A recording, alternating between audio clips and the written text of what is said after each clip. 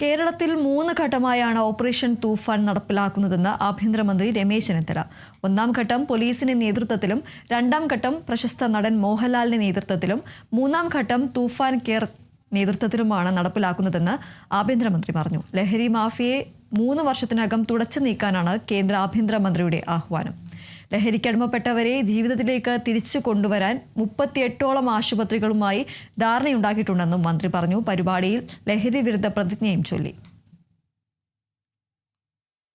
Permanent സംവിധാനം, സ്ഥിരമായി പോലീസിൽ സംവിധാനം ഉണ്ടായിരുന്നു. നർക്കോട്ടിക് ഡിവൈഎസ്പിമാരുണ്ട് ഓരോ ജില്ലയിൽ. പക്ഷെ ആർക്കും അറിയത്തില്ല. നർക്കോട്ടിക് CIമാരുണ്ട്. പക്ഷെ അവരാരും പ്രവർത്തിക്കുന്നില്ല, ഒന്നും ചെയ്യുന്നുമില്ല. അപ്പൊ നമ്മൾ ഉണ്ടാക്കാൻ പോകുന്ന സംവിധാനം എങ്ങനെയാണ്? DGP മേൽനോട്ടം വഹിക്കും, താഴെ ADGP ഒരാളുടെ ഈ ചുമതല, ഓപ്പറേഷൻ തുഫാന്റെ ചുമതല, താഴെ IG-ക്ക് ചുമതല, DIG-ക്ക് ചുമതല, ഡിവൈഎസ്പിമാർ. പോലീസിന് 20 ജില്ലകളാണുള്ളത്. 20 ജില്ലകളിലും ഓരോ ഡിവൈഎസ്പിമാർക്ക് ഇതിന്റെ ചുമതല. ആവശ്യത്തിന് പോലീസ്.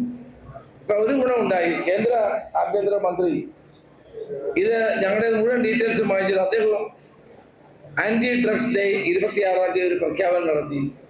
ആവശ്യാനുസരണമുള്ള ഫണ്ടുകൾ സംസ്ഥാനങ്ങൾക്ക് നൽകും.